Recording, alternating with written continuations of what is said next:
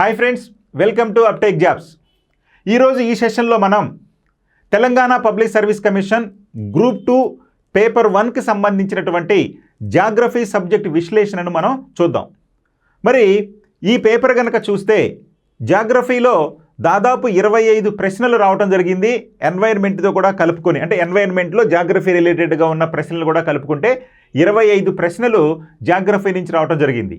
మరి ఈ 25 ప్రశ్నలలో 10 నుంచి 12 ప్రశ్నలు చేయటము చాలా టఫ్గా కూడినటువంటి అంశం. అంటే 25 ప్రశ్నలకు 12 ప్రశ్నలు లేదా 10 నుంచి 12 ప్రశ్నలు పెట్టడం అనేది బాగా చదివినటువంటి విద్యార్థులకు ఒకంత కష్టంగా ఉంటుంది. అంటే అంత టఫ్గా పేపర్ అడగటం అనేది జరిగింది.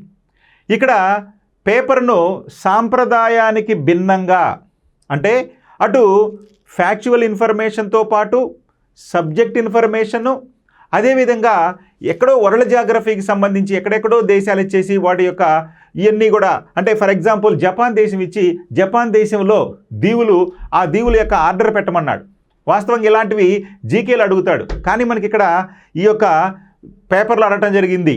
అదేవిధంగా కొన్ని సరస్సుల గురించి, అంటే ఈ యొక్క రామ్సర్ సరస్సుల గురించి, రామ్సర్ సైట్ల గురించి కూడా అడగటం జరిగింది. ఇట్లా మనకి ఇది జాగ్రఫీనా లేదా జనరల్ పేపరా అన్నంతగా ప్రశ్నలు మనం అడగటం జరిగింది. అంటే కోర్ జాగ్రఫీ అనేది ఒక రకంగా అడగలేదనే చెప్పాలి. అయితే జాగ్రఫీ సబ్జెక్టుకి సంబంధించినటువంటి అన్ని కోణాల్లో, అంటే అటు నేలల గురించి అడిగాడు, శీతోష్ణ స్థితి గురించి అడిగాడు, అదేవిధంగా సముద్ర ప్రవాహాల గురించి అడిగాడు. ఇట్లా అనేకమైనటువంటి అంశాలను స్పృశించడం జరిగింది. కానీ ట్రెడిషనల్గా అందరూ అనుకున్నట్టుగా పేపర్ అయితే ఈజీగా లేదు. అవుట్ ఆఫ్ 25కి జాగ్రఫీలో 10 నుంచి 12 పెట్టడం చాలా టఫ్గా కూడినటువంటి అంశం. కాబట్టి రాబోయే ఎగ్జామ్స్ కూడా మీకు ఎంత కఠినంగా ఉండబోతున్నాయి అనేది ఈ పేపర్ను బట్టి మీకు అర్థమవుతుంది. అంటే ఈ పేపరే కాదండి, ఇప్పుడు టీజీపీఎస్సీ ఏ ఎగ్జామ్స్ పెట్టినా కానీ ఇలానే పేపర్ ఉండబోతుంది. అంటే మీరు ఊహించిన దానికంటే సబ్జెక్టు చదవాలి, సబ్జెక్టుకి సంబంధించి డెప్త్లోకి వెళ్ళాలి. అంటే జనరల్ నాలెడ్జ్ పాయింట్ ఆఫ్ వ్యూలో కూడా సబ్జెక్ట్ని చదువుకోవాలి. అంటే ఫ్యాక్చువల్ ఇన్ఫర్మేషన్ కూడా చదవాలి. ఎనలిటికల్ ఇన్ఫర్మేషన్తో పాటు ఈ యొక్క ఫ్యాక్చువల్ ఇన్ఫర్మేషన్ కూడా సబ్జెక్టుకు చదవాలి అనేటువంటి అవకాశం ఈ పేపర్ చూడటం వల్ల మనకు తెలుస్తుంది. సో కాబట్టి అందరూ చాలా బాగా ప్రిపేర్ అయితేనే దీంట్లో, అంటే టోటల్గా నాకు తెలిసి ఈ యొక్క 150 మార్కులకు 75 నుంచి 80 మార్కులు పెట్టినోడు టాప్ అయిపోతాడండి. అంటే టాప్ 100లో ఈ యొక్క పేపర్లో ఉండాలి అంటే 80 మార్కుల కంటే ఎవరైతే ఎక్కువ పెడతారో వాళ్ళు టాప్ 100లో ఉండే అవకాశం కూడా ఉంటుంది. అంత టఫ్గా ఇచ్చాడు. ఒక జాగ్రఫీనే కాదు, ప్రతి సబ్జెక్టుకు సంబంధించి కూడా చాలా టఫ్గా అడగటం జరిగింది. కరెంట్ అఫైర్స్ అయితే 2023 అడిగాడు, 2024 అడిగాడు. అదేవిధంగా సోషియో ఎకనామిక్ సర్వే తెలంగాణ 2023 దాని గురించి, అంటే జాగ్రఫీ సబ్జెక్టు చదవకుండా socio economic survey of Telangana 2023 చదివితే కనీసం మీరు 7-8 ప్రశ్నలు పెడతాడు. వాడు క్లియర్గా మెన్షన్ చేశాడు, తెలంగాణ సోషియో ఎకనామిక్ సర్వే 2023 ప్రకారం ఇదిగో రవాణా వ్యవస్థ ఎలా ఉందా, లేదంటే కనుక ఇక వ్యవసాయానికి సంబంధించి పాడి, అంటే మనకి వరి ఉత్పత్తి ఎలా ఉంది, అంటే ఎన్ని ఎకరాలు ఉన్నాయి, 2015-16 ఎట్లా ఉంది, 21-22 ఎలా ఉంది, ఇట్లా మనకి సోషియో ఎకనామిక్ సర్వే, అంటే జాగ్రఫీ ప్రశ్నలు అడిగాడు, కానీ సోషియో ఎకనామిక్ సర్వే 2023 గురించి కూడా ఎక్కువ ప్రశ్నలు అందుట్లో అడగటం జరిగింది. సో కాబట్టి మీకు ట్రెండ్ అనేది ఏ విధంగా ఉందో తెలుస్తుంది. కాబట్టి నెక్స్ట్ ఎగ్జామ్స్కి మీరు ప్రిపేర్ అవ్వడానికి ఈజీగా అవకాశం ఉంటుంది ఈ పేపర్ అనాలిసిస్ చేస్తే. ఓకే రైట్, ప్రశ్నల్లోకి వెళ్దాం. మొదటి ప్రశ్న చూడండి. Consider the following statements related to the term కల్లా కడల్. కల్లా కడల్ ఇది కేరళ పదం, కల్లా కడల్. చూడండి, కల్లా కడల్ అనే పదానికి సంబంధించిన క్రింది వాక్యాలను పరిశీలించండి. అంటే consider the following statements related to the term కల్లా కడల్. కల్లా కడల్ అనే పదానికి సంబంధించి క్రింది వాక్యాలను పరిగణించండి అన్నాడు. First one, A the phenomenon locally referred to as kallakkadal in Kerala is where the sea surges into the land causing inundation of coastal areas. Okay, ఈ దృగ్విషయాన్ని కేరళలో స్థానికంగా కల్లా కడల్ అని పిలుస్తారు. ఏ దృగ్విషయం అంటే ఇక్కడ సముద్రం భూమి మీదకు ప్రవేశించి తీర ప్రాంతాలను ముంచెత్తుతుంది. సో సముద్రం తీర ప్రాంతాలకి వచ్చి ఈ యొక్క అలలతోటి ముంచెత్తటాన్ని కల్లా కడల్ అని చెప్పని స్థానికంగా పిలుస్తారని చెప్పి కేరళలో పేర్కొనడం జరిగింది. ఎస్, ఇది రైట్. ఇక B, these are flash floods events that take place without any noticeable advance changes in local winds. So ఇవి స్థానిక పవనాలలో ఎటువంటి గమనించదగిన మార్పు లేకుండా సంభవించే మెరుపు వరద సంఘటనలు. సో కాబట్టి రైట్, ఇవి మెరుపు సంఘటనలే. సో ఈ యొక్క అలలు అనేవి వాతావరణంలో ఏ రకమైనటువంటి మార్పు మనకి కనిపించకుండానే ఫ్లాష్ ఫ్లడ్స్ లాగా, ఈ యొక్క ఆకస్మిక వరదల్లాగా వచ్చి తీర ప్రాంతాన్ని ముంచెత్తుతూ ఉంటాయి కేరళ తీరంలో. వాటినే కల్లా కడల్ అని చెప్పి పిలుస్తూ ఉంటారు. కాబట్టి బి కూడా రైటే. కాబట్టి ఇక్కడ మన ఆప్షన్ ఏంటంటే both A and B are correct, సరైనవి. ఏ మరియు బి రెండు కూడా సరైనవి అని గుర్తుపెట్టుకోవాలి ఈ ప్రశ్నకు. Next question, consider the following statements regarding the black regur soil found in India. ఇక్కడ నేలల గురించి అడిగాడండి. భారతదేశంలో కనిపించే నల్ల నేలలకు, అంటే రేగర్ వాడే ఇచ్చాడండి, నల్ల రేగ నేలను రేగర్ నేలలు లేదా రేగడ నేలలు అంటారని సంబంధించి క్రింది వాక్యాలను పరిగణించండి అన్నాడు. మనకి ఇక్కడ ఒకే ప్రశ్నలో నేలలకు సంబంధించిన విషయాలన్నీ కూడా మనకి ఇచ్చాడు. అంటే ఈ నల్లరేగ నేలలకు సంబంధించిన విషయాలన్నీ ఇవ్వటం జరిగింది. సో కాబట్టి మనకి ఎంత డెప్త్గా ప్రశ్న అడిగాడో ఇక్కడ మనకి తెలుస్తుంది. చూడండి, black soil is third largest group in India. నల్లరేగడి నేలలు భారతదేశంలో 3వ అతిపెద్ద నేల సమూహం. ఎస్, మన భారతదేశంలో ఉన్నటువంటి నేలల్లో అత్యధికంగా ఒండ్రు నేలలుంటే, ఆ తర్వాత ఎర్ర నేలలుంటే, ఇక 3వ స్థానంలో మనకి నల్లరేగ నేలలు ఉన్నాయి. అందుకని వాడే క్లియర్గా ఇచ్చాడు, నల్ల నేలలు భారతదేశంలో 3వ అతిపెద్ద నేలల సమూహం. Black soil is the third largest soil group in India. Yes, it is right. Why? Because alluvial soils are the largest distributed soil. They contributes nearly 43.3% alluvial soils. Next, red soils are second largest soil. They contributes 18.49%. And third one is the black soil. Black soil contributes 15.09%. So alluvial soils 43.3%, red soils 18.49%, and black soils 15.09%. After black soil, the next largest distributed soil in India are mountain soils. So fourth one is the mountain soils, nearly 5.5% they contributes.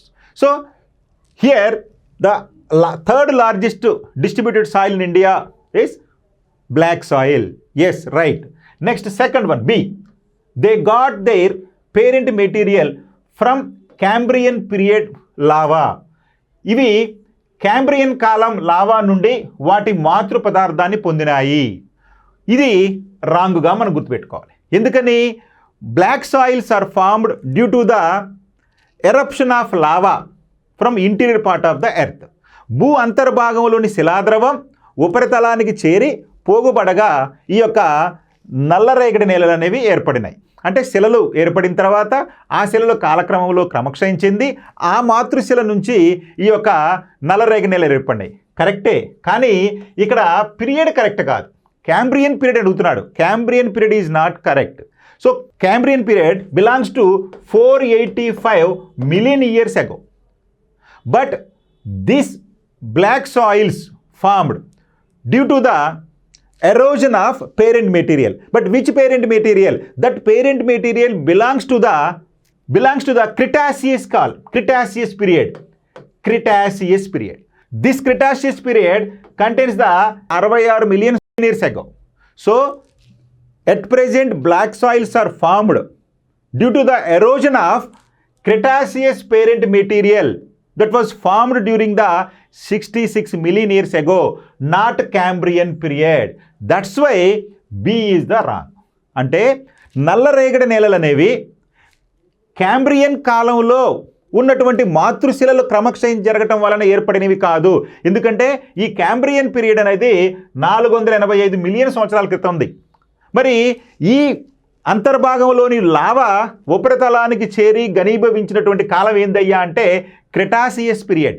ఈ క్రెటాసియస్ period ఎప్పుడయ్యా అంటే సుమారు 66 million సంవత్సరాల క్రితం ఏర్పడింది. So కాబట్టి సుమారు 66 million సంవత్సరాల క్రితం ఏర్పడినటువంటి క్రెటాసియస్ కాలంలో ఏర్పడినటువంటి ఈ యొక్క శిలాద్రవం క్రమంగా క్రమక్షయం చెంది ఆ పేరెంట్ మెటీరియల్ నుంచి ప్రస్తుతం మన రేగర్ సాయిల్ లేదా రేగడి నేలైనటువంటి నల్ల రేగడి నేలలు ఏర్పడినాయి. కాబట్టి బి అనేది రాంగ్.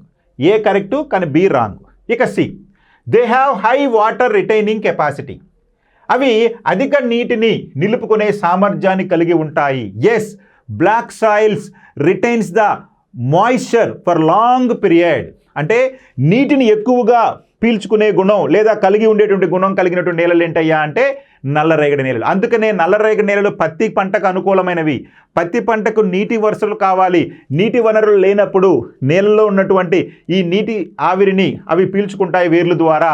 అదేవిధంగా నల్లరేగడి నేలలు నీటి ఎద్దడి ఏర్పడినప్పుడు పగుళ్ళిస్తాయి.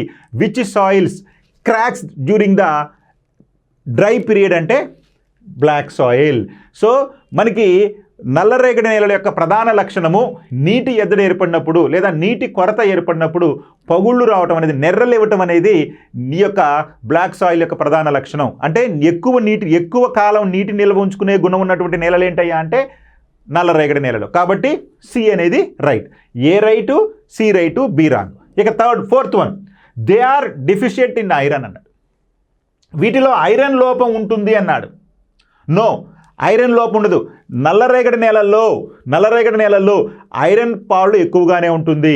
అయితే అసలు మన భారతదేశంలో ఉన్నటువంటి నేలల్లోనే నత్రజని శాతం తక్కువగా ఉంటుంది, పొటాషియం శాతం తక్కువగా ఉంటుంది. ఇక మిగిలినటువంటి ఖనిజ పదార్థాలు ఐరన్, కాల్షియం, లైమ్ ఇలాంటివన్నీ కూడా మన భారతదేశంలో నేలల్లో ఎక్కువగా ఉంటాయి. అదేవిధంగా నల్లరేగడి నేలల్లో కూడా ఎక్కువగా ఉంటాయి. కానీ మనకి ఐరన్ లోపం అన్నాడు. కాదు, నల్లరేగడి నేలలో ఐరన్ లోపం ఉండదు. మరి ఏ లోపం ఉండదయ్యా అంటే నత్రజని లోపం ఉంటుంది, పొటాషియం లోపం ఉంటుంది, కానీ ఐరన్ లోపం ఉండదు. కాబట్టి ఇది తప్పు. రైట్. మరి ఇప్పుడు దీనిని బట్టి ఆన్సర్ ఏంటండి? A B C only, A and C only, A B D only, B C D only. So కాబట్టి ఇక్కడ A and C are right. కాబట్టి second one is the right option. Okay, next question. Consider the following statements in relation to Tropic of Cancer and Tropic of Capricorn. వెళ్ళండి, చూడండి. కర్కట రేఖ మరియు మకర రేఖకు సంబంధించి ఈ క్రింది వాక్యాలను పరిశీలించండి అన్నాడు. ఇది అసలు వాస్తవంగా జనరల్ నాలెడ్జ్ బిట్ అనమాట. అంటే జాగ్రఫీ పాయింట్ ఆఫ్ వ్యూ అడిగాను, కానీ జనరల్ నాలెడ్జ్ బిట్. ఎందుకని మనం చెప్పుకుంటాం భారతదేశంలో కర్కట రేఖ 8 రాష్ట్రాల గుండా పోతుంది. అసలు కర్కట రేఖ అంటే ఏంటండి? 23.5 degree north latitude is called Tropic of Cancer, south latitude is called the Tropic of Capricorn. ఆ రెండింటి గురించి అడిగాడు. ఏంటి అడిగాడండి? ట్రాపిక్ ఆఫ్ క్యాన్సర్ అడిగాడు, ట్రాపిక్ ఆఫ్ క్యాప్రికార్న్ అడిగాడు. అయితే ఏంటో చూడండి. First one, A in India, మన భారతదేశంలో. మరి మన భారతదేశం గుండా ఏం పోతుందండి? ట్రాపిక్ ఆఫ్ క్యాన్సరా, ట్రాపిక్ ఆఫ్ క్యాప్రికార్నా? అంటే ట్రాపిక్ ఆఫ్ క్యాన్సర్ పోతుంది. అంటే మన భారతదేశం యొక్క మధ్య గుండా సుమారు దాదాపు ఇంచుమించు మధ్య గుండా కర్కట రేఖ పోతుంది. మరి in India Tropic of Cancer passes through states of Rajasthan, Gujarat, Madhya Pradesh, Chhattisgarh, Jharkhand, West Bengal, Tripura and Mizoram.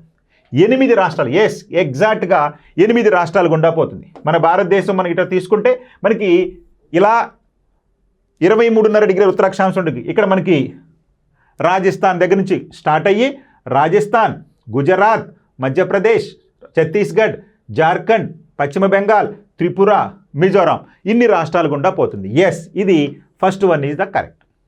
Next second one, the Tropic of Capricorn passes through the country Bolivia. మకర రేఖ బొలీవియా దేశం గుండా పోతుంది అన్నాడు. ఎట్లాగైతే కర్కట రేఖ మన భారతదేశం గుండా పోతుందో మరి దక్షిణ అమెరికా ఖండంలో ఉన్నటువంటి అంటే దక్షిణార్ధగోళంలోని దక్షిణ అమెరికా ఖండంలో ఉన్నటువంటి ఈ బొలీవియా దేశం గుండా మకర రేఖ పోతుంది అంటున్నాడు. ఇది రైటా అండి? నో, ఇది బొలీవియా దేశం గుండా పోదు. సో మకర రేఖ దక్షిణార్ధగోళంలో బొలీవియా దేశం గుండా పోదు. కాబట్టి బి అనేది wrong. Next C, the city Rio de Janeiro is one of the closest cities to Tropic of Capricorn. Rio de Janeiro అనేది ఏ దేశం అండి? ఏ దేశానికి సంబంధించినటువంటి నగరం? ఇది బ్రెజిల్ దేశానికి సంబంధించిన నగరం. మరి ఈ బ్రెజిల్ దేశానికి సంబంధించినటువంటి Rio de Janeiro is one of the closest cities to the Tropic of Capricorn. మరి ట్రాపిక్ ఆఫ్ క్యాప్రికార్న్ పాస్ అయ్యేటటువంటి ఈ దక్షిణార్ధగోళంలో అనేక నగరాలకు సమీపం గుండా పోతున్నప్పటికీ మరి పర్టికులర్గా రియో డి జెనీరో గురించి అడిగాడు. రియో డి జనీరో నగరము మకర రేఖ అత్యంత దగ్గరగా ఉన్న నగరాల్లో ఒకటి. అత్యంత దగ్గరగా ఉన్నది, దాంట్లో నుంచి కాదండి, అత్యంత దగ్గరగా ఉంది. సో ఎస్, ఇది నియర్లీ 22.5 సౌత్ లాటిట్యూడ్కి ఉంటుంది కాబట్టి ఈ యొక్క రియో డి జనీరో, కాబట్టి ఇది రైట్గానే మనం పరిగణించాలి. కాబట్టి సి అనేది రైట్. సో ఇక్కడ మనకి ఏంటండి, A right, C right, B wrong. కాబట్టి ఏసి అనేది రైట్ ఆన్సర్. సో కాబట్టి ఇక్కడ A C is the right answer. Okay, right. Next question, consider the following statements. క్రింది వాక్యాలను పరిగణించండి. ఎసర్షన్, ఇక్కడ మనకి ఎసర్షన్ రీజనింగ్ ఇచ్చారండి. Assertion A, the monsoon enters West Bengal and Bangladesh from the south east instead of from south west direction. జనరల్గా మనకి south west monsoons ఉంటాయి. ఇవి భారతదేశంలోకి సౌత్ వెస్ట్లో వస్తాయి కాబట్టి వీటిని సౌత్ వెస్ట్ మాన్సూన్ అంటారు. వెస్ట్రన్ ఘాట్స్లో ఎక్కువగా ఇవి వర్షాన్ని ఇస్తాయి. అయితే ఇవి బంగాళాఖాతంలోకి వచ్చి మయన్మార్ దేశంలో ఉన్నటువంటి ఈ పర్వతాలను అడ్డగిస్తాయి. ఈ పర్వతాలను అడ్డగించడం వలన ఇవి ఉత్తరానికి మరలి ఆ తర్వాత మనకి సౌత్ వెస్ట్ డైరెక్షన్లో, ఈ సౌత్ వెస్ట్ డైరెక్షన్లో వచ్చేదానికి బదులుగా సౌత్ ఈస్ట్, ఇట్లాగా సౌత్ ఈస్ట్గా మనకి బంగ్లాదేశు మరియు వెస్ట్ బెంగాల్లో ఎంటర్ అవుతున్నాయి అంటున్నాడు. ఎస్, ఇది కరెక్టు ఈ స్టేట్మెంటు. అంటే monsoon enters West Bengal and Bangladesh from south east instead of from the south west direction. ఈ సౌత్ వెస్ట్ డైరెక్షన్లోకి బదులు సౌత్ ఈస్ట్ డైరెక్షన్లోకి వెస్ట్ బెంగాలు మరియు బంగ్లాదేశ్కి మాన్సూన్ వస్తున్నాయి అంటున్నాడు. ఇది కరెక్ట్. అంటే ఋతుపవనాలు పశ్చిమ బెంగాల్ మరియు బంగ్లాదేశ్కి నైరుతి దిశ నుండి కాకుండా ఆగ్నేయ దిశ నుండి ప్రవేశిస్తాయి. ఎస్, ఇది కరెక్ట్. ఎసర్షన్ అనేది కరెక్ట్. ఇక రీజన్ ఏంటో అడుగుతున్నాడు. The Bay of Bengal branch of monsoon winds strikes the Arakan hills along the coast of Myanmar. These hills deflect major portion of the above said monsoon winds branch towards the Indian subcontinent. Very, very important. Yes, it's one also right. And moreover, it is the reason is best example of the assertion. So కాబట్టి ఇక్కడ మనం చూడండి, కారణం లేదా వివరణ ఏమి ఇస్తున్నాడండి. బంగాళాఖాతపు ఋతుపవనాల శాఖ మయన్మార్ తీరం వెంబడి ఉన్నటువంటి అరకాన్ కొండలను తాగుతుంది. ఎస్, ఇక్కడ ఉన్నటువంటి అరకాన్ కొండలను తాగుతుంది. మరి ఈ కొండలను తాకేమవుతుందండి, కొన్ని పవనాలు పైనుంచి వెళ్ళిపోయినప్పటికీ మరికొన్ని పవనాలు మనకి ఉత్తర దిశగా మలుతాయి. ఉత్తర దిశగా మళ్ళినప్పుడు ఆటోమేటిక్గా అవి ఏమవుతున్నాయండి, ఇక్కడ నైరుతి ప్లేస్లో ఆగ్నేయ దిశ నుంచి తయారైపోతున్నాయి. అంటే నైరుతి ఋతుపవనాలల్లో ఆగ్నేయ ఋతుపవనాలు అయిపోయి ఈ యొక్క బంగ్లాదేశ్లోకి మరియు పశ్చిమ బెంగాల్లోకి వస్తున్నాయి. అంటే ఎసర్షన్ రైటే. అదేవిధంగా అరకన్ వ్యోమ అంటే మయన్మార్లో ఉన్నటువంటి అరకన్ కొండలను తాకి ఇవి ఈ కొండలపైన చెప్పబడినటువంటి ఋతుపవనాల శాఖలోని ఎక్కువ భాగాన్ని భారత ఉపఖండం వైపు మళ్లిస్తాయి. ఎస్, ఎప్పుడైతే అరకన్ వ్యోమ పర్వతాలు అడ్డగించినాయో ఈ సౌత్ వెస్ట్ మాన్సూన్ని, అవి ఆగ్నేయ ఋతుపవనాల దిశలో ఇవి బంగ్లాదేశ్లోకి మరియు పశ్చిమ బెంగాల్లోకి ఎంటర్ అవుతున్నాయి. సో కాబట్టి ఎసర్షన్ రీజనింగ్ అంటే ధృవీకరణ స్టేట్మెంట్ అనేది రైటే, అదేవిధంగా వివరణ అనేది కూడా రైటే.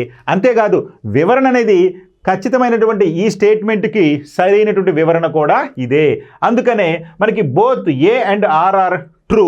At the same time R is the correct explanation of A. So కాబట్టి second one is the right option. Okay, next question, which of the following is the world's biggest permafrost crater that is thawing due to global climate change. Permafrost అంటే మంచుతో కప్పబడి ఉన్న, చూడండి, భూగోళ శీతోష్ణ స్థితి మార్పు కారణంగా కరిగిపోతున్న ప్రపంచంలోని అతిపెద్ద శాశ్వత మంచు జ్వాల బిలం అంటే పెర్మాఫ్రాస్ట్, మంచు జ్వాలా బిలం క్రింది వాటిలో ఏది అంటున్నాడు. అంటే భూగోళ శీతోష్ణ స్థితి మార్పు కారణంగా కరిగిపోతున్న ప్రపంచంలోనే అతిపెద్ద శాశ్వత మంచు జ్వాలాబిలం పెర్మాఫ్రాస్ట్ క్రాటర్ క్రింది వాటిలో ఏది? ఏంటండి? Sherman crater, next Batagaika crater, next one Vredefort crater and fourth one Karaha crater. ఈ నాలుగింట్లో మొట్టమొదటిగా ప్రపంచంలో అతిపెద్ద పెర్మాఫ్రాస్ట్ క్రాటర్ ఏదయ్యా అంటే మనకి బటగైకా బటగైకా క్రాటర్. ఇది రష్యా దేశంలో ఉంది. సో రష్యా దేశంలోని వెర్కోయాన్స్కీ ప్రపంచంలోనే అత్యంత అంటే భూభాగం మీద ఉన్నటువంటి అత్యంత శీతల ప్రదేశం వెర్కోయాన్స్కీ. ఇది రష్యాలోని సైబీరియా ప్రాంతంలో ఉంది. దానికి సమీపంలోనే ప్రపంచంలోనే అతిపెద్ద ఈ పెర్మాఫ్రాస్ట్ అనేటువంటి బటకైగా ఈ యొక్క క్రాటర్ అనేది ఉంది. సో కాబట్టి బటకైగా క్రాటర్. మరి ఈ యొక్క షెర్మాన్ క్రాటర్ ఎక్కడ ఉందండి? ఇది అమెరికాలో ఉంది, యుఎస్ఏలో ఉంది. అదేవిధంగా వ్రేడిఫోర్డ్ క్రాటర్ ఎక్కడ ఉందండి? వ్రేడిఫోర్డ్ క్రాటర్ సౌత్ ఆఫ్రికాలో ఉంది. ఇక కరహా క్రాటర్ వచ్చేసి ఇది కూడా రష్యాలోనే ఉంది. కానీ ఈ క్వశ్చన్కి మాత్రం రైట్ ఆన్సర్ బటకైగా క్రాటర్. ప్రపంచంలో అతిపెద్ద పెర్మాఫ్రాస్ట్గా దీన్ని గుర్తుపెట్టుకోవాలి. Okay, next question. Consider the following statements. క్రింది వ్యాఖ్యలను పరిగణించండి. First one, Bankura which is in the west Bengal has a prominent silk textile industry. Bankura which is in west Bengal has a prominent silk textile industry. ఇది correct అండి. పశ్చిమ బెంగాల్లోని బంకురాలో ప్రముఖ పట్టు వస్త్ర పరిశ్రమ ఉంది. ఎస్, ఇక్కడ పట్టు పరిశ్రమ ఉంది. బంకురా, పశ్చిమ బెంగాల్లోని బంకురా పట్టు పరిశ్రమకు ప్రసిద్ధి. అంతేకాదు ఈ బంకురాలో తయారయ్యేటటువంటి చీరలు ప్రపంచ ప్రసిద్ధి చెందినవి. ఎట్లాగైతే మన తెలంగాణలో పోచంపల్లి, అదేవిధంగా మన ఆంధ్రప్రదేశ్లో ఈ యొక్క ధర్మవరం ఎలాగా పట్టు చీరలకు ప్రసిద్ధో, అదేవిధంగా పశ్చిమ బెంగాల్లోని బంకురా కూడా పట్టు చీరలకు ప్రసిద్ధి. మరి ఇక్కడ ఉన్నటువంటి పట్టు చీరలకు ఈ యొక్క భౌగోళిక గుర్తింపు కూడా వచ్చింది, జిఐ ట్యాగ్ కూడా రావడం జరిగింది. మరి ఏ రకమైనటువంటి పట్టు చీరలు ఉన్నాయండి ఇక్కడ బంకురాలో అంటే? ఇక్కడ బాలుచారి చీరలు. వీటికి 2018లో భౌగోళిక గుర్తింపు కూడా రావడం జరిగింది ఈ బంకురా పట్టు చీరలకు. బాలుచారీస్ అన్నమాట. ఇక సెకండ్ వన్, బి, దేవర్ which is in Himachal Pradesh has a prominent woollen textile industry. మరి హిమాచల్ ప్రదేశ్లోని దేవార్లో ప్రముఖ ఉన్ని వస్త్ర పరిశ్రమ ఉంది. వాస్తవానికి హిమాచల్ ప్రదేశ్ ఉన్ని వస్త్ర పరిశ్రమకు ప్రసిద్ధి చెందింది, కానీ దేవార్ అనే ప్రాంతం అక్కడ లేదు హిమాచల్ ప్రదేశ్లో. మరి హిమాచల్ ప్రదేశ్లో మనకి తీసుకుంటే కులు, మనాలి, సిమ్లా మొదలైనటువంటి ప్రాంతాల్లో ఈ యొక్క ఉన్ని వస్త్ర పరిశ్రమ కేంద్రాలు ఉన్నప్పటికీ ఈ దేవార్లో లేదు. కాబట్టి ఈ బి అనేది రాంగ్. కాబట్టి which of the above statement are correct. పై వ్యాఖ్యలలో ఏది సరైనది అంటే మనకి ఏ ఓన్లీ మాత్రమే సరైంది, బి కాదు. చూడండి next question. Consider the following pairs. క్రింది జతలను పరిగణించుము అన్నారు. ఏంటంటే జతలు? ఇక్కడ సంఘర్షణ ప్రాంతం, కాన్ఫ్లిక్ట్ రీజియన్. సెకండ్ వన్ వచ్చేసి కంట్రీస్ ఇన్వాల్వ్డ్, ప్రమేయం ఉన్నటువంటి దేశాలు. అంటే కాన్ఫ్లిక్ట్ ఘర్షణ ప్రాంతాలు అవి ఉన్నటువంటి దేశాలు అన్నారు. అందులో ఘర్షణ ప్రాంతంలో మొదటిది లచిన్ కారిడార్. మరి ఇది అర్మేనియా, అజర్బైజాన్లో ఉందంటున్నాడు. ఈ యొక్క లచిన్ కారిడార్ అనేది అర్మేనియా, అజర్బైజాన్లో ఉంది అంటున్నాడు. మరి ఇది రైటా అండి? ఈ యొక్క జతలు అన్నాడు అంటే ఏకి ఇది కరెక్ట్ సరైందా అంటే లచిన్ కారిడార్ అనేది అర్మేనియా మరియు అజర్బైజాన్లో ఉందా అని అడుగుతున్నాడు. ఈ కాన్ఫ్లిక్ట్ ప్రాంతం అంటే ఈ ఘర్షణ ప్రాంతం లచిన్ కారిడార్ అనేటువంటి ఒక కాన్ఫ్లిక్ట్ ప్రదేశం ఆర్మేనియా మరియు అజర్బైజాన్లో ఉందా అని అడుగుతున్నాడు. ఉందండి, ఎస్, ఇది రైట్.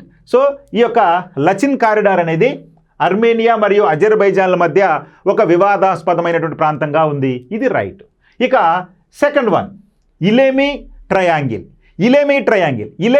ఎక్కడ ఉందని చెప్తున్నాడండి? ఇక్కడ సౌత్ సూడాన్ అండ్ ఇథియోపియా, దక్షిణ సూడాన్ మరియు ఇథియోపియా మధ్య ఉన్నటువంటి కాన్ఫ్లిక్ట్ ప్రాంతమే ఇలేమి ట్రయాంగిల్ అన్నాడు. మరి ఇది రైటా అండి?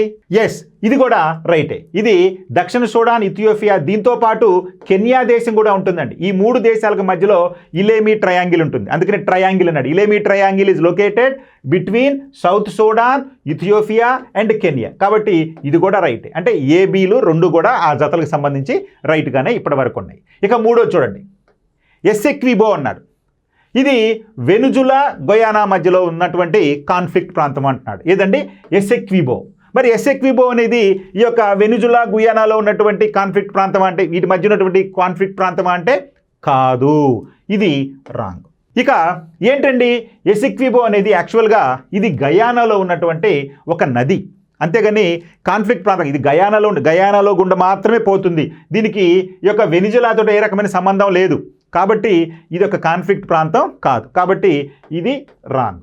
ఇక ఫోర్త్ వన్, హలయబ్ ట్రయాంగిల్ లొకేటెడ్ ఎక్కడ ఉందండి? ఈజిప్టు లిబియా దేశాల మధ్యలో ఉందంటున్నారు. ఈజిప్టు లిబియా దేశాల ఏంటిదండి? హలయట్ ట్రయాంగిల్. మరి ఇది రైటా అండి? ఇది రాంగ్. ఎందుకని? ఇది ఈజిప్టు మరియు సూడాన్ దేశాల మధ్యలో ఉంది, అంతేగాని ఈజిప్టు లిబియా దేశాల మధ్యలో కాదు. కాబట్టి ఇక్కడ లిబియా ఉంది, అందుకని రాంగ్. అది హలయట్ ట్రయాంగిల్ అనేటువంటి కాన్ఫ్లిక్ట్ ప్రాంతం ఏ దేశాల మధ్యలో ఉంటే ఈజిప్టు సూడాన్ దేశాలకు మధ్యలో, అంతేగాని లిబియా కాదు. కాబట్టి ఇది కూడా రాంగ్. ఇక్కడ మనకి ఏంటంటే ఇచ్చినటువంటి ఆప్షన్స్లో ఏ జత కరెక్ట్ అంటే ఏ జత కరెక్టు, బి జత కరెక్ట్. కాబట్టి A B correct, A C is wrong, A B is right, both are. So కాబట్టి ఇక్కడ A and B are right. Next question, consider the following statements as per the Ministry of New and Renewable Energy Government of India annual report 2022-23. అంటే భారత ప్రభుత్వం యొక్క నూతన మరియు పునరుత్పాదక ఇంధన మంత్రిత్వ శాఖ వార్షిక నివేదిక 2022-23 ప్రకారం క్రింది వ్యాఖ్యలను పరిశీలించండి. A, Rajasthan has the largest cumulative solar power installed capacity in the country as of December 2022. Yes, ఇది కరెక్ట్. అంటే డిసెంబర్ 2022 నాటికి రాజస్థాన్ రాష్ట్రం దేశంలో అతిపెద్ద సంచిత సౌరశక్తి స్థాపన సామర్థ్యాన్ని కలిగి ఉంది. భారతదేశంలో అత్యధిక సోలార్ అంటే సౌర విద్యుత్తు సామర్థ్యం కలిగినటువంటి రాష్ట్రం Rajasthan. Yes, Rajasthan is the right. Second one, Telangana has the 5th largest cumulative solar power installed capacity in the country as of December 2022. ఇది కూడా రైటే. మన తెలంగాణ రాష్ట్రం దేశంలో అతిపెద్ద సౌర విద్యుత్తును ఉత్పత్తి చేసేటువంటి రాష్ట్రాల్లో 5వ స్థానంలో ఉందంటున్నాడు 2022 నాటికంటే. ఇది కరెక్టే. మరి మధ్యలో ఉన్నటువంటి రాష్ట్రాలు ఏంటండి? మొదటగా రాజస్థాన్ రాష్ట్రం ఉంటే, ఆ తర్వాత గుజరాత్ రాష్ట్రం ఉంటే, రాజస్థాన్ గుజరాత్ తర్వాత మూడవ స్థానంలో కర్ణాటక రాష్ట్రం ఉంటే, ఆ తర్వాత తమిళనాడు రాష్ట్రం ఉంటే, ఇక మన తెలంగాణ 5వ స్థానంలో ఉంది. సో మన దేశంలో అత్యధిక సౌర విద్యుత్తును ఉత్పత్తి చేసేటువంటి రాష్ట్రాల్లో రాజస్థాన్ మొదటి స్థానంలో ఉంటే, 2వ స్థానంలో గుజరాత్, 3వ స్థానంలో కర్ణాటక, 4వ స్థానంలో తమిళనాడు, 5వ స్థానంలో తెలంగాణ ఉంది. కాబట్టి రెండు రైటే.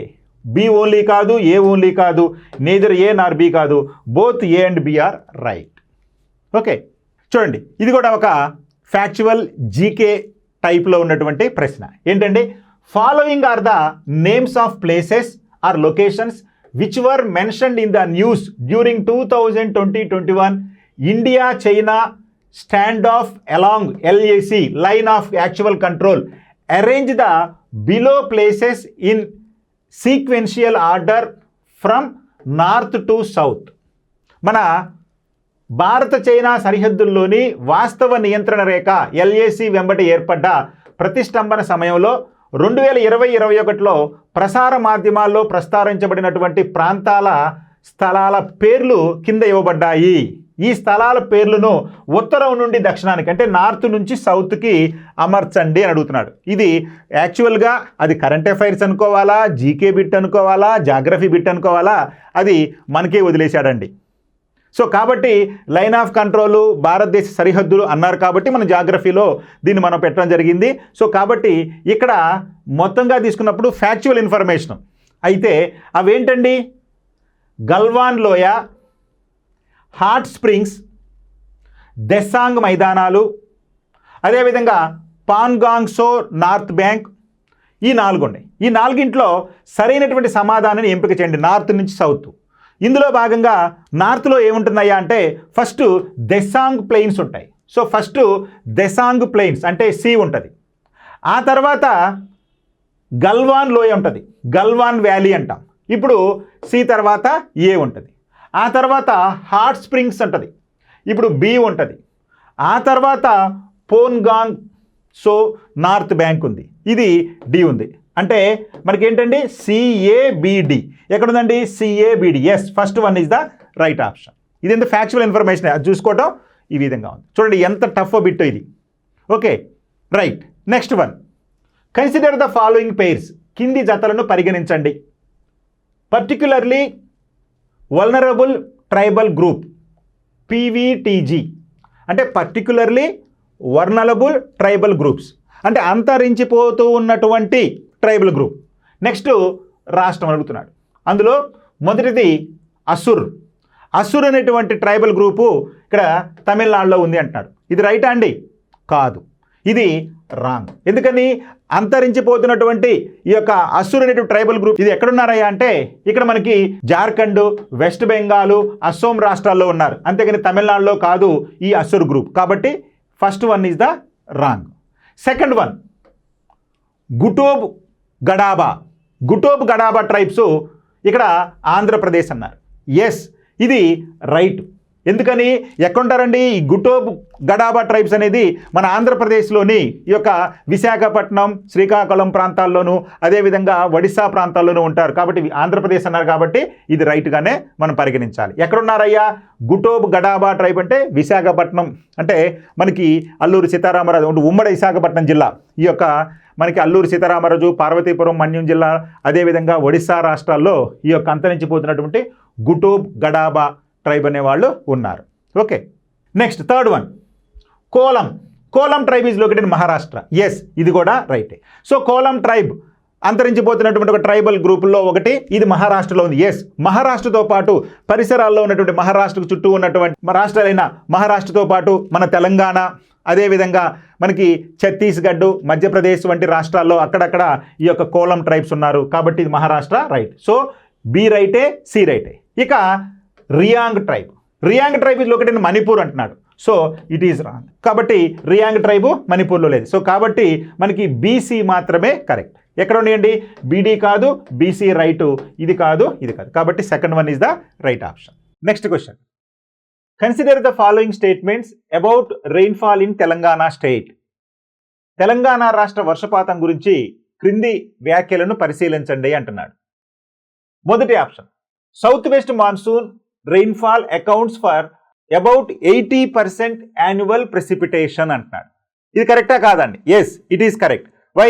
Because the total rainfall of Telangana is 90.6 centimeters or otherwise 906 millimeters. Among this total annual precipitation, nearly 80% of precipitation comes from only southwest monsoon period only. That's why this statement is right. అంటే నైరుతి ఋతుపవనాల వర్షపాతం వార్షిక అవపాతంలో దాదాపు 80% వరకు ఉంటుంది అంటే ఇది కరెక్టే. అంటే రాష్ట్రంలో సంభవించే మొత్తం 90.6 సెంటీమీటర్ల వర్షపాతంలో సుమారు 80% వరకు వర్షపాతం ఒక నైరుతి ఋతుపవన కాలంలోనే సంభవిస్తుంది మన రాష్ట్రంలో. అంటే దేశంలో కూడా మొత్తం వర్షపాతంలో నైరుతి ఋతుపవన కాలంలోనే అధికంగా వర్షపాతం సంభవిస్తుంది. అదేవిధంగా మన తెలంగాణ రాష్ట్రంలో కూడా మొత్తం వర్షపాతంలో నైరుతి ఋతుపవన కాలంలోనే దాదాపు 80% వరకు వర్షపాతం సంభవిస్తుంది. కాబట్టి ఫస్ట్ స్టేట్మెంట్ కరెక్ట్. ఇక second one, south west monsoon arrives during June and last until September. Right, ఇది కూడా కరెక్ట్. అంటే నైరుతి ఋతుపవనాలు మన దేశంలోకి జూన్లో ప్రారంభమవుతాయి, అదేవిధంగా సెప్టెంబర్ చివరి నాటికి మన భారతదేశం నుంచి అవి మరలిపోతాయి. సో కాబట్టి ఈ స్టేట్మెంట్ కూడా కరెక్టే. అంటే నైరుతి ఋతుపవనాలు జూన్ నెలలో ప్రారంభమై సెప్టెంబర్ వరకు ఉంటాయి. రైట్, ఇది కూడా correct. Next third one, tropical cyclones form in Bay of Bengal which along with the north east monsoons brings rain to south Telangana. Yes, this one also right. So కాబట్టి మనకి ఇచ్చిన 3 ఆప్షన్స్ ఏబిసి 3 కూడా రైటే. ఎందుకని? ఇక్కడ చూడండి, థర్డ్ వన్ తీసుకుంటే బంగాళాఖాతంలో ఏర్పడే ఉష్ణమండల తుఫానులు ఈశాన్య ఋతుపవనాలతో పాటు దక్షిణ తెలంగాణకు వర్షాన్ని ఇస్తాయి. ఎస్, కరెక్టే. ఎందుకని? మనకి బంగాళాఖాతంలో తుఫానులు సాధారణంగా నైరుతి ఋతుపవనాలు మన భారతదేశం నుంచి వెళ్ళిపోయిన తర్వాత అక్టోబర్, నవంబర్ నెలలో మనకి బంగాళాఖాతంలో తుఫాన్లు ఏర్పడతాయి. మరి బంగాళాఖాతంలో ఏర్పడేటువంటి ఆ తుఫానుల సమయంలోనే ఈశాన్య ఋతుపవనాలు కూడా భారతదేశంలోకి ప్రవేశిస్తాయి. సో కాబట్టి ఈశాన్య ఋతుపవనాలు సాధారణంగా తుఫానులతో కూడిన వర్షపాతాన్ని ఇస్తాయి. అయితే మన తెలంగాణ సంబంధించి ఎలాంటి వర్షపాతం ఎక్కడిస్తాయ్యా ఈ ఈశాన్య ఋతుపవన కాలంలో ఉష్ణమండల తుఫానులతో కూడిన వర్షాలు అంటే దక్షిణ తెలంగాణలో ఇస్తాయి. మనకి ప్రధానంగా మనం తీసుకుంటే పూర్వపు నల్గొండ, అదేవిధంగా ఖమ్మం జిల్లాలు, అంటే ఉమ్మడి నల్గొండ ఖమ్మం జిల్లాలకి ఎక్కువ భాగం మనకి ఈ యొక్క ఈశాన్య ఋతుపవనాల వలన అది కూడా తుఫానులతో కూడినటువంటి వర్షం సంభవిస్తుంది. కాబట్టి సి స్టేట్మెంట్ కూడా కరెక్టే. అందుకనే ఏ అండ్ సి కాదు, ఏ అండ్ బి కాదు, A, B and C is the right option. Okay, next question. Consider the following statements as per Telangana socio economic outlook 2023. చూడండి, 2024 అడగలేదండి, 2023 తెలంగాణ సామాజిక ఆర్థిక అంశాలకు సంబంధించి 2023కు సంబంధించి, అంటే తెలంగాణ సామాజిక ఆర్థిక దృక్పథం 2023 ప్రకారం కింది వ్యాఖ్యలను పరిగణించండి అన్నాడు. అంటే socio economic of Telangana socio economic 2023 ప్రకారం అడిగాడు ఇక్కడ ప్రశ్న. అంటే మనకి 2024 వచ్చినా కానీ 2023 గురించి ఎక్కువ ప్రశ్నలు ఎందుకు అడిగారు, అది కూడా మీరు అబ్జర్వ్ చేయాల్సినటువంటి అంశం. చూడండి, first one, Telangana produced about 8% of the total rice production in India according to the estimates for 2020-21. ఇది రైటా అండి అంటే నో, రాంగ్. ఎందుకని? ఇప్పుడు ప్రజెంట్ తీసుకున్నాం అనుకోండి, 2024కు వచ్చేసరికి భారతదేశంలో అత్యధికంగా వరిని ఉత్పత్తి చేసినటువంటి రాష్ట్రం మన తెలంగాణ వచ్చింది. కానీ ఇక్కడ 2020-21లో అడిగాడు. 2020-21 నాటికి మన రాష్ట్రం యొక్క పొజిషన్ తీసుకుంటే దేశంలో 2వ స్థానంలో ఉన్నాం. అయితే 8%తో కాదు, సుమారు 13.5%, అంటే దేశంలో ఉత్పత్తి అవుతున్నటువంటి మొత్తం వరిలో సుమారు 13.5% ఉత్పత్తితోటి 2020-21 నాటికి మనం 2వ స్థానంలో ఉన్నాం. కాబట్టి ఈ స్టేట్మెంట్ తప్పు. అంటే 2020-21 అంచనాల ప్రకారం భారతదేశం ఉత్పత్తి అయ్యే మొత్తం బియ్యంలో తెలంగాణ రాష్ట్రం దాదాపు 8% ఉత్పత్తి చేస్తున్నారు. కాదు, ఎంత చేస్తుందండి? 13.5% చేస్తుంది. అప్పటికి మనం 2వ స్థానంలో ఉన్నాం. కాబట్టి ఏ స్టేట్మెంట్ తప్పు. ఇక బి చూద్దాం. The total area under paddy in 2015-16 was 25 lakhs acres. By 21-22, the area under paddy increased to 97 lakhs acres. Yes, this one is correct. ఇది కరెక్టే. ఎందుకంటే మనకి ఇదే తెలంగాణ సామాజిక ఆర్థిక దృక్పథం 2023 బుక్లో పేజ్ నెంబర్ మీరు 100 పేజీ నెంబర్ 100 తీసుకుంటే అక్కడ మీకు క్లియర్గా మెన్షన్ చేయడం జరిగింది. ఏంటంటే ఇదిగో ఈ విధంగా మనకి 2015-16లో వరి సాగు విస్తీర్ణం 25 లక్షల ఎకరాలు ఉంటే అది 2021-22 నాటికి 97 లక్షల ఎకరాలకు పెరిగింది అని చెప్పి పేర్కొనడం జరిగింది.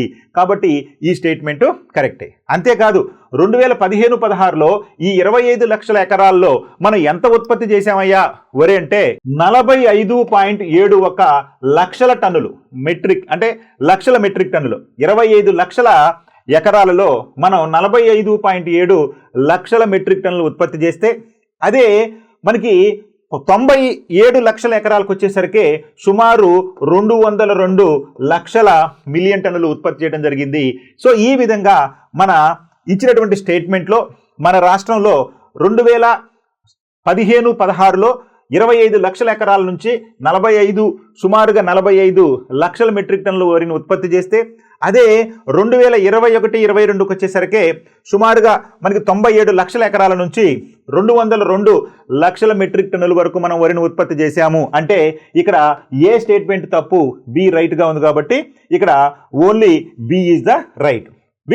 Which of the above statement is are correct అంటున్నారు. కాబట్టి B is the only right answer. Okay, అంటే బి ఓన్లీ, అంటే ఫస్ట్ ఆప్షన్ అనేది right. Next question. Consider the following statements.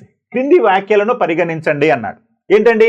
In India the first jute factory was established at Rishra. Yes, it is right. ఎక్కడండి?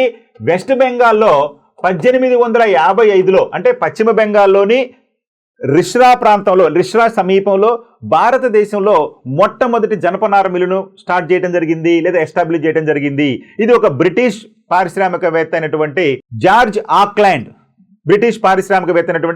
George Auckland ఆధ్వర్యంలో మన భారతదేశానికి సంబంధించినటువంటి బెంగాల్ రాష్ట్రానికి చెందినటువంటి బైసంచార్ సేన్ అనేటువంటి ఈ ఇద్దరు ఆధ్వర్యంలో, అంటే ఈ యొక్క 1855లో మన దేశంలోనే మొట్టమొదటి ఈ యొక్క జనపనార మిల్లును స్టార్ట్ చేయడం జరిగింది రిష్రాక్ సమీపంలో.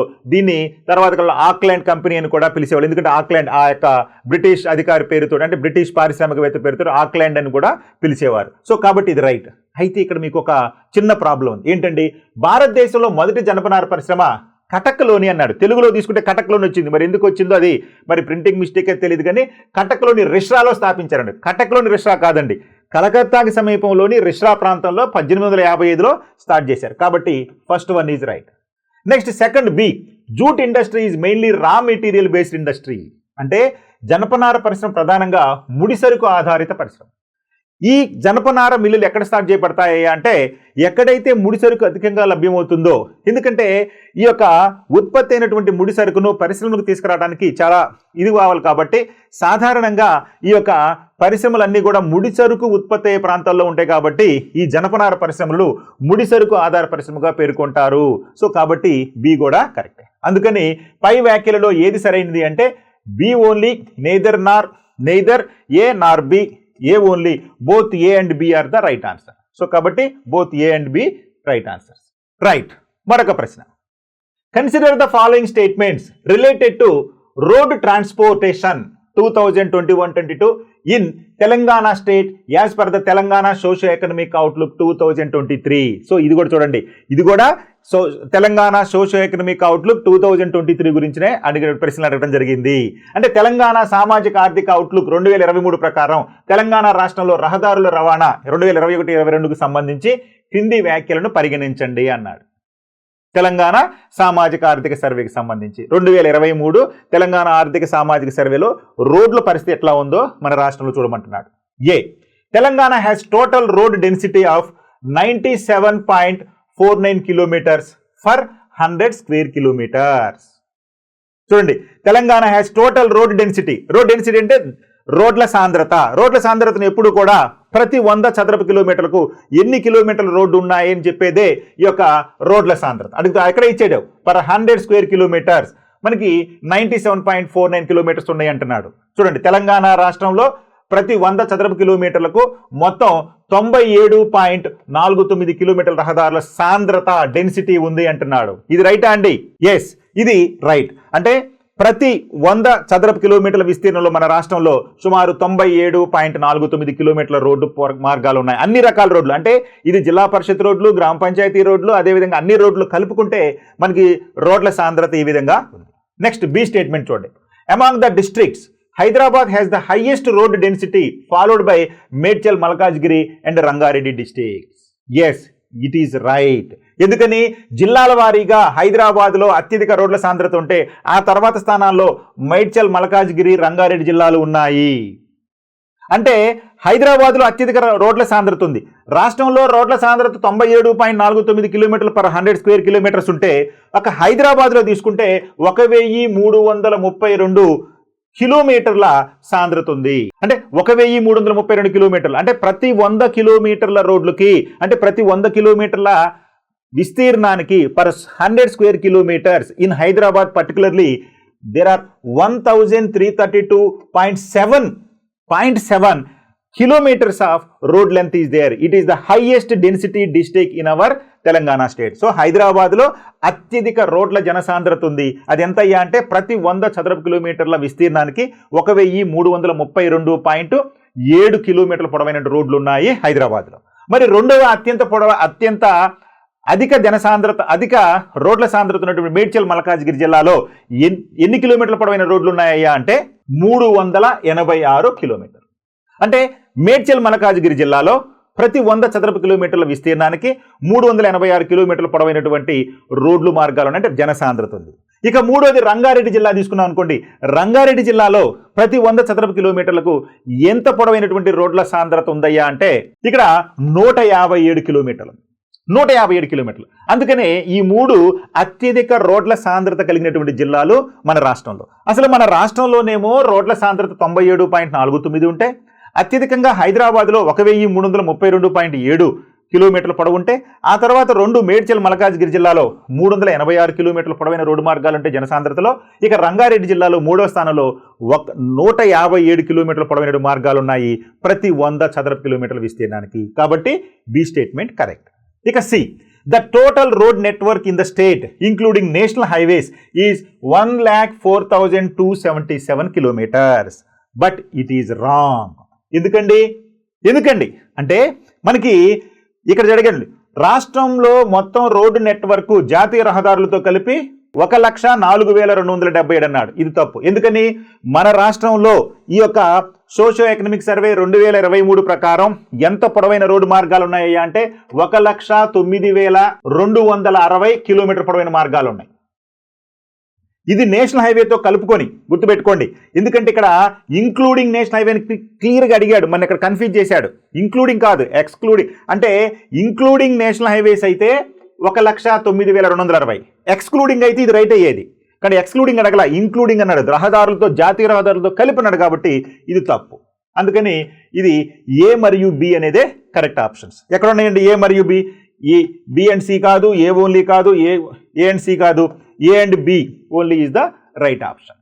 Okay, right. Next question, arrange the following islands of Japan in sequential order from north to south direction. చూడండి, వరల్డ్ జాగ్రఫీలో మరొకటి అడిగాడు.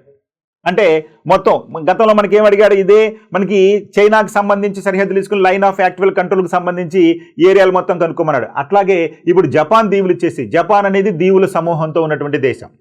నిప్పన్ అని పిలుస్తారు, సూర్యుడు ఉదయించే దేశం అంటారు జపాన్ని.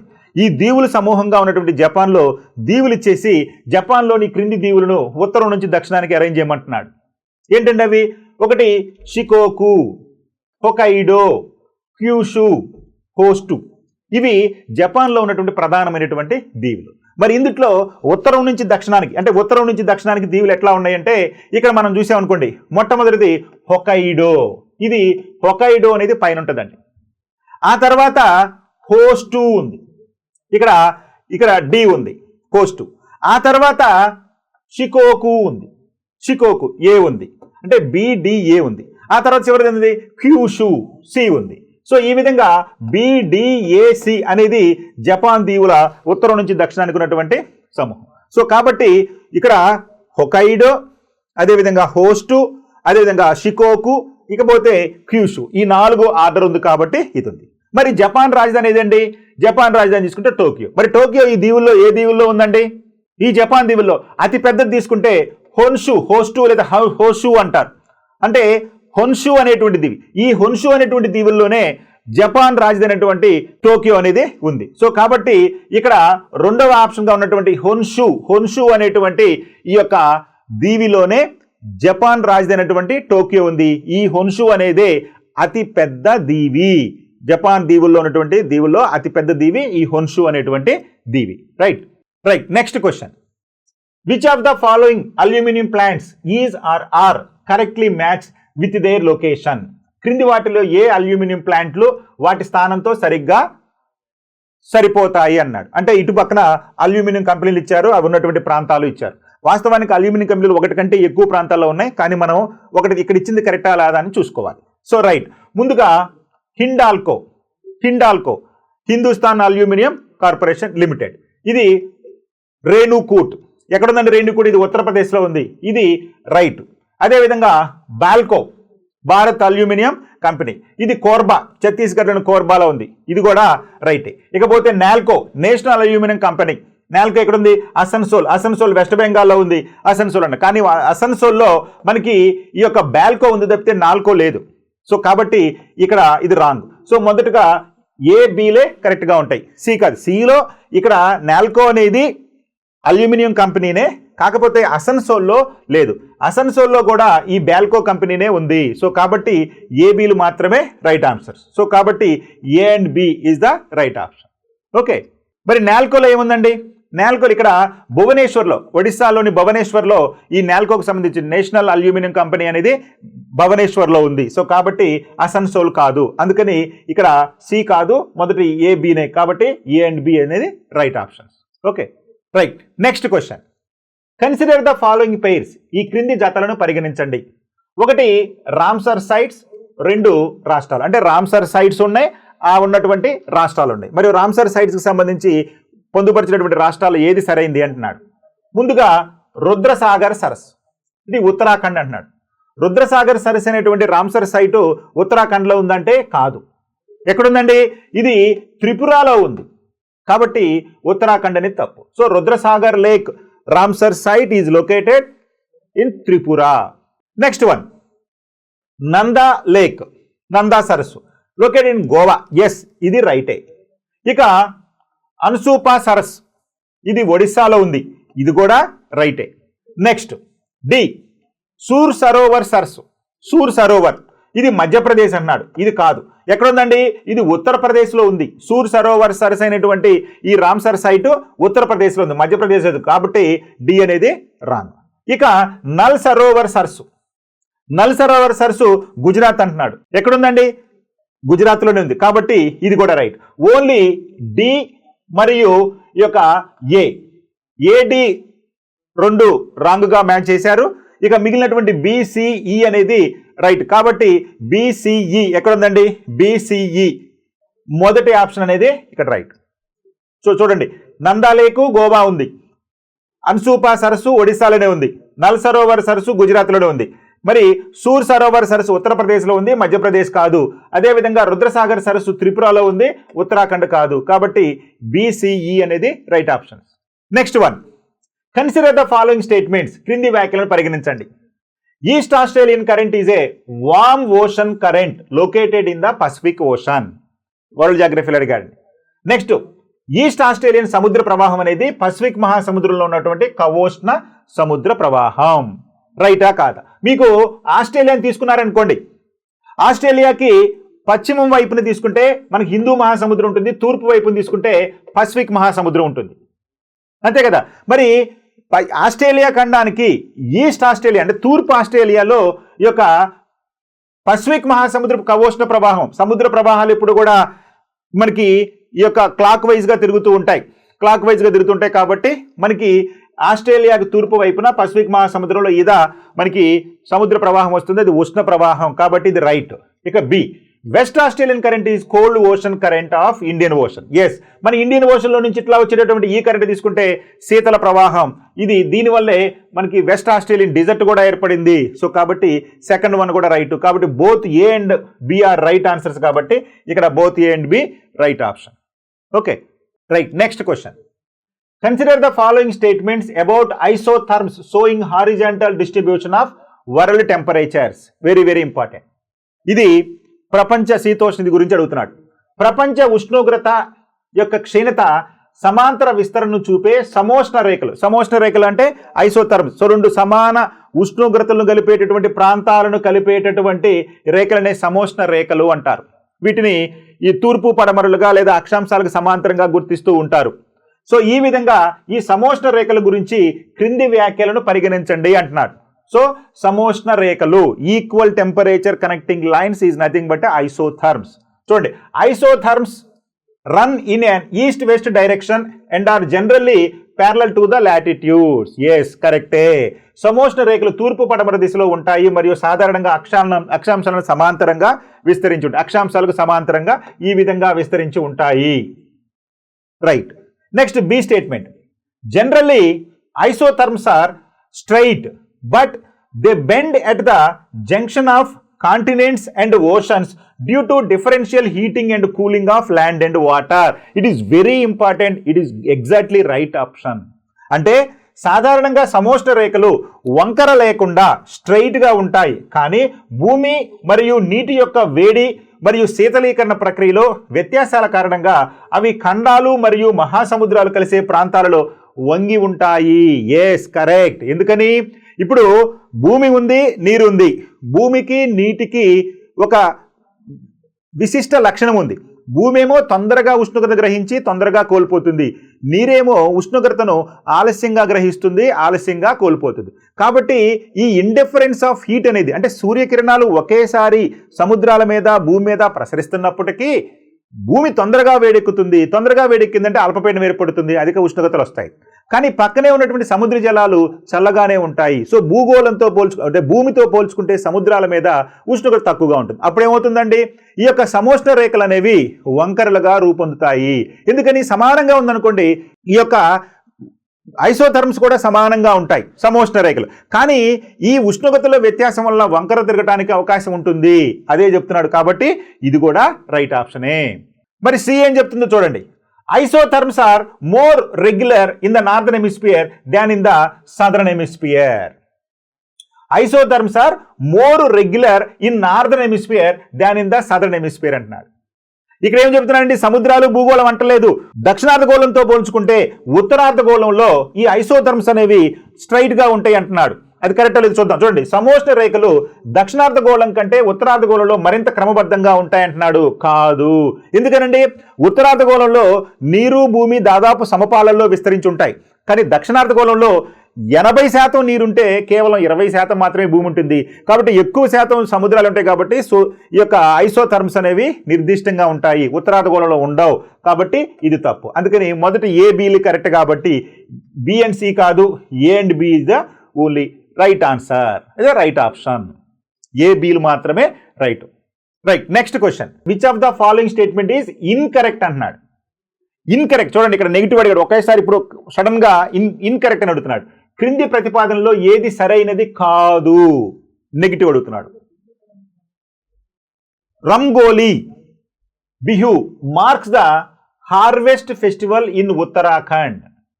రంగోలీ బిహు అనేది ఉత్తరాఖండ్లో పంటల పండుగ. ఇవన్నీ కూడా మన భారతదేశంలో అధిక భాగం వ్యవసాయ ప్రాధాన్యంగా ఉంటుంది. కాబట్టి ఈ వ్యవసాయం ప్రారంభమయ్యేటప్పుడు నిర్వహించుకునేటువంటి పండగలు ఒక్కొక్క రాష్ట్రంలో ఒక్కొక్క రకంగా ఉంటాయి. ఫర్ ఎగ్జాంపుల్ మనకి ఏరువాక అంటాం మన తెలుగు ప్రాంతాల్లో. అలాగే ఈ యొక్క వ్యవసాయ పండుగలు ఉన్నాయి.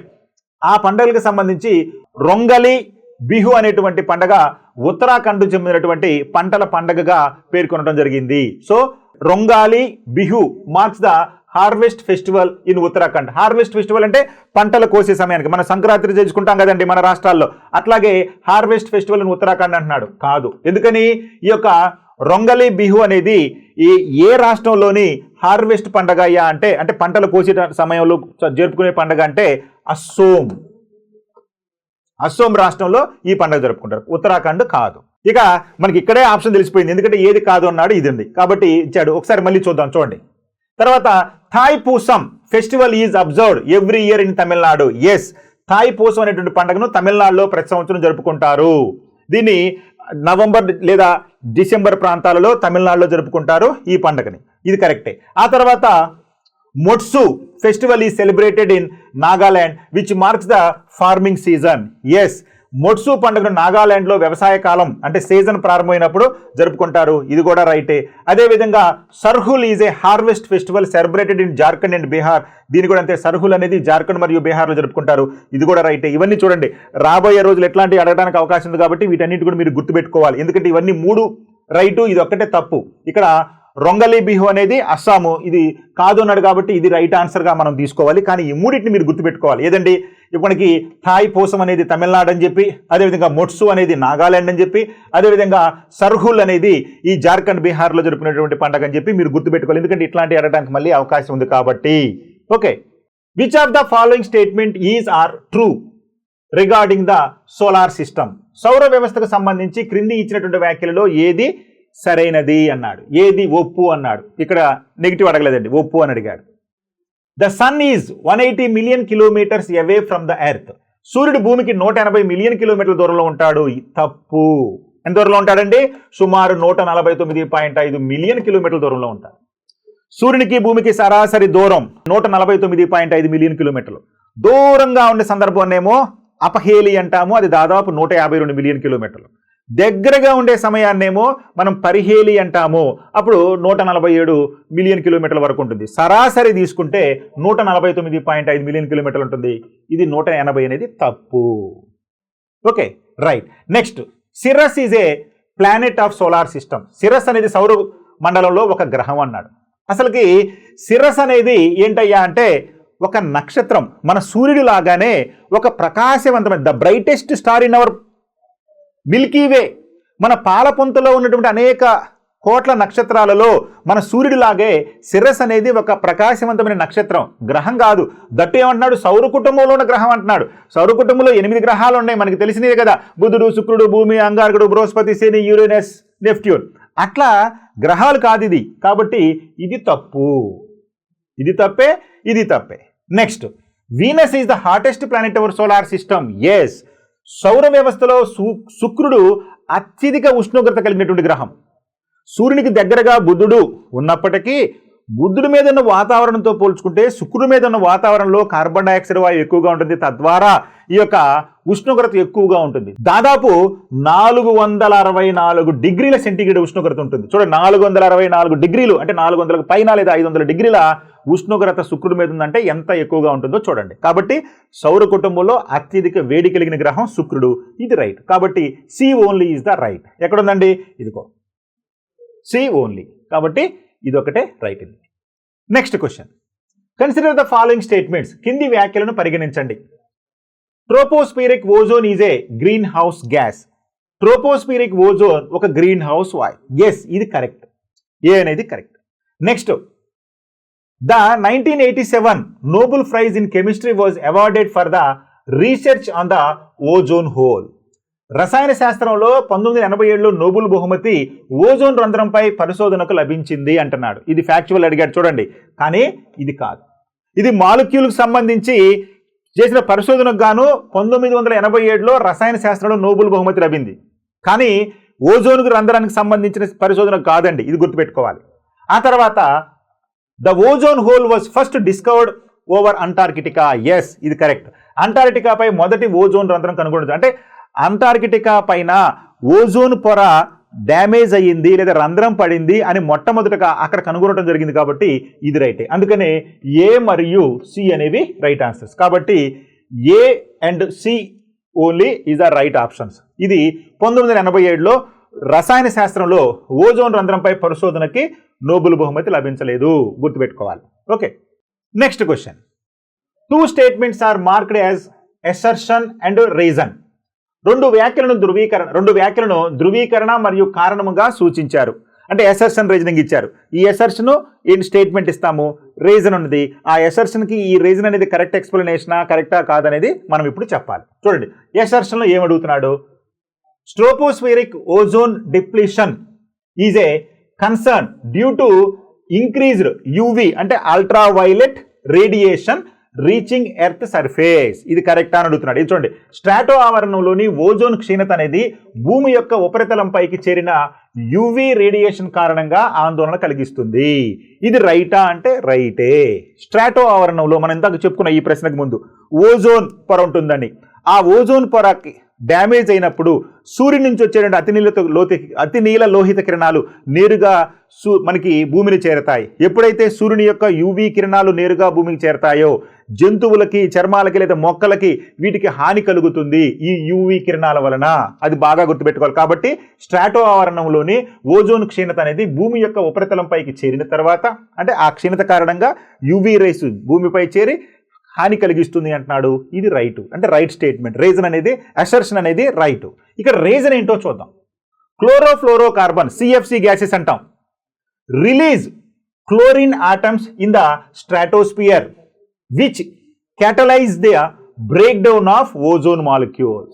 Yes, this one also occurred. So ఎప్పుడైతే ఓజోన్ వాయువు ఓజోన్ పొర క్షీణించి అల్ట్రావైలెట్ రేస్ల కిందకు వస్తాయో భూమి మీదకి, ఆ సమయంలో భూమి మీద ఉన్నటువంటి ఈ క్లోరోఫ్లోరో కార్బన్స్ మన ఈ రిఫ్రిజిరేటర్ నుండి లేదా ఏసీల నుంచి వచ్చేటటువంటి ఈ యొక్క సిఎఫ్సి గ్యాసుల వలన ఏమవుతుందంటే ఈ స్ట్రాటోస్ఫియర్లో catalyse break down the ozone molecules. అందుకనే స్ట్రాటో ఆవరణంలో క్లోరోఫ్లోరో కార్బన్లు క్లోరిన్ పరిమాణములను విడుదల చేస్తాయి. ఇది కరెక్టే. అదేవిధంగా అవి ఓజోన్ అణువుల విచ్ఛిన్నానికి ఉత్ప్రేరక పరుస్తాయి అంటున్నాడు, అంటే యాక్టివేట్ చేస్తాయి అన్నట్టు. రైట్, ఇది కూడా కరెక్టే. కాబట్టి ఎసర్షన్ అనేది కరెక్టు, రీజన్ అనేది correct, at the same time దాని కరెక్ట్ ఎక్స్ప్లెనేషన్ కూడా. మరి ఓజోన్ రంధ్రం పడినప్పుడు యూవీ కిరణాలు కిందకు వచ్చినప్పుడే కదా ఈ ప్రక్రియ జరిగేది, కాబట్టి అది జరుగుతుంది. కాబట్టి ఎసర్షన్ అనేది ఈ యొక్క రీజన్ అనేది కరెక్ట్ ఎక్స్ప్లెనేషన్ కూడా. అందుకనే మనకి both A and R are true, but R is not correct explanation అన్నాడు. కాదు, R is the correct explanation of A అన్నాడు. కాబట్టి బోత్, ఇది second option is the right option. Okay, right. Next question, arrange the environmental movements in India in chronological order. ఇక్కడ కొంచెం తప్పించి, అంటే ఒకే సంవత్సరంలో రెండు జరిగాయి, దాన్ని ఏది తీసుకోవాలనేది మనకి ఆప్షన్కి కొంచెం కన్ఫ్యూజ్గా ఉంటుంది. అయితే నేను ఆప్షన్స్ ఇయర్లు చెప్తాను, మీరు దాన్ని పరిగణించుకోండి. కానీ మన టీజీపీఎస్సీ వాళ్ళు ఏదైతే పెడతారో అదే ఫైనల్గా ఉంటుంది. కాబట్టి నేను ఇయర్లు అయితే మెన్షన్ చేస్తాను, అవి చూడండి. భారతదేశంలోని పర్యావరణ ఉద్యమాలను వాటి క్రమానుసారంగా అమర్చండి. Chipko movement, Silent Valley movement, Appiko movement, Narmada Bachao movement. మనకి తెలుసు ఈ చిప్కో మూవ్మెంట్ ఇది ఇప్పటి ఉత్తరాఖండ్, ఒకప్పటి ఉత్తరప్రదేశ్లో జరిగింది. దీన్ని 1973లో చేయడం జరిగింది. బహుగుణ అనేటువంటి పర్యావరణవేత్త ఆధ్వర్యంలో ఈ చిప్కో మూవ్మెంట్ అనేది ప్రారంభమైంది ఉత్తరాఖండ్లో. అక్కడ చెట్లను నరకటాన్ని యొక్క అడ్డుకుంటూ అందరూ కూడా చెట్లను వాటేసుకొని ఈ యొక్క నరకొద్దని నిరసన తెలియడం జరిగింది. అదే చిప్కో మూవ్మెంట్. అది 1973లో జరిగింది. ఓకే అండి, Chipko movement 1973 at Uttarakhand region. Next one is the silent valley. ఈ సైలెంట్ వ్యాలీ మూవ్మెంట్ కూడా దాదాపు చిప్కో మూవ్మెంట్ సమయంలోనే జరిగింది. ఇది కూడా 1973 ఎక్కడండి, కేరళ రాష్ట్రంలో జరిగింది. పర్యావరణ మూవ్మెంటే ఇది కేరళ రాష్ట్రంలో జరిగింది, ఈ సైలెంట్ వ్యాలీ మూవ్మెంట్ కేరళలో. ఇక అప్పికో మూవ్మెంట్ ఇది దక్షిణ భారతదేశంలో. చిప్కో మూవ్మెంట్ అంటే ఉత్తర భారతదేశంలో అనుకుంటే మనం చిప్కో మూవ్మెంట్ ఉత్తరాఖండ్, అలాంటిదే అప్పికో మూవ్మెంట్ అనేది కర్ణాటక రాష్ట్రంలో జరిగింది. కర్ణాటక రాష్ట్రంలో. అయితే ఇది ఎప్పుడు జరిగిందండి, ఇది 1983లో జరిగింది. 1983లో జరిగింది అప్పికో మూవ్మెంట్. మరి కన్నడంలో అప్పికో అంటే హగ్ అని చెప్పి అర్థం అంట. ఎట్లాగైతే చిప్కో మూవ్మెంట్లో చెట్లు నరకకుండా ప్రతి ఒక్కళ్ళు కూడా చెట్లని వాటేసుకొని నుంచున్నారో, ఇక్కడ కూడా ఈ అప్పికో మూవ్మెంట్లో దాన్ని ప్రభావితమై 1983లో ఈ అప్పికో మూవ్మెంట్ ప్రధానంగా కర్ణాటకలో ఈ యొక్క అప్పికో మూవ్మెంట్ స్టార్ట్ అయింది 1983లో. కన్నడంలో అప్పికో అంటే హగ్ అని చెప్పి అర్థం, కాబట్టి ఇది 1983. ఇక చివరిగా నర్మదా బచావో మూవ్మెంట్. నర్మదా బచావో మేధా ఫాట్కర్ ప్రారంభించారు. గుజరాత్ రాష్ట్రంలో నర్మదా నది మీద నిర్మిస్తున్నటువంటి సర్దార్ సరోవర్ డ్యాముకి వ్యతిరేకంగా ఈ నర్మదా బచావో ఆందోళన వచ్చింది. ఇది ఎప్పుడు జరిగింది అంటే 1985లో జరిగింది. So Chipko movement 1973, silent Valley movement కేరళలో 1973నే, అదేవిధంగా అప్పికో వచ్చేసి 1983, ఇక నర్మదా బచావో వచ్చేసి 1985. ఓకే, కాబట్టి ఇవి ఇయర్స్. మరి ఇక్కడ రెండు ఒకటే ఉన్నాయి కాబట్టి వాడు ఏం తీసుకుంటాడు. ఇక్కడ నర్మదా బచావో మనం తీసేయచ్చు, అప్పికో మూవ్మెంట్ తీసేయచ్చు. ఏదర్ ఏ కానీ లేదా ఒకటి కానీ రెండు కానీ ఆన్సర్ అయ్యే అవకాశం ఉంటుంది. మరి టీజీపీఎస్సీ వాళ్ళు ఏది ఫైనల్ చేస్తే అదే ఉంటుంది కాబట్టి నేను ఇయర్గా మెన్షన్ చేసి మీకు వదిలిపెట్టడం జరిగింది. మీరు దీన్ని మనం చూసుకోవచ్చు. ఓకే అండి, థ్యాంక్ యూ. సో ఈ విధంగా మనకి టీజీపీఎస్సీ గ్రూప్ 2లో జాగ్రఫీకి సంబంధించిన బిట్స్, అంటే రాబోయే రోజుల్లో ఏ రకంగా పేపర్లు ఉండబోతున్నాయి, స్టాండర్డ్స్ అనేది బాగా పెరిగిపోయినాయి. ఒక ప్రశ్న చదివితే నేరుగా వచ్చిన ప్రశ్నలు ఈ టోటల్గా 25లో మామూలుగా 3-4 ప్రశ్నల కంటే డైరెక్ట్గా అడగలేదు. మిగిలినటువంటి 21 ప్రశ్నలు అన్నీ కూడా మ్యాచ్ ద ఫాలోయింగ్ అనో, సెషన్ రీజనింగో, లేదా ఏబిసిడీలు ఇచ్చే కనుక్కోమనో ఇట్లా అడగటం జరిగింది. సో కాబట్టి మీరు జాగ్రత్తగా అబ్జర్వ్ చేయండి, సబ్జెక్టు మొత్తం చదవండి. ఆ తర్వాత ఎక్కడి నుంచైనా కానీ ఎట్లాగైనా కానీ ప్రశ్నలు అడుగుతున్నాడు కాబట్టి మీరు సబ్జెక్ట్ని బాగా అర్థం చేసుకోండి.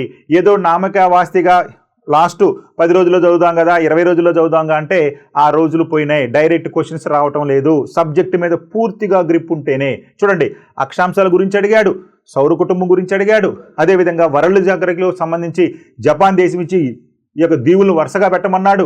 అదేవిధంగా కర్కట మకర రేఖలు ఏ విధంగా వెళ్తున్నాయి ప్రపంచంలో, ఏ దేశాల గుండా అడుగుతున్నాడు. అంటే చూడండి ఎంత అవగాహన అనేది మీకు ఉండాలి, అంటే అప్పుడే జాగ్రఫీలో మీరు మంచి మార్కులు తెచ్చుకుంటారు.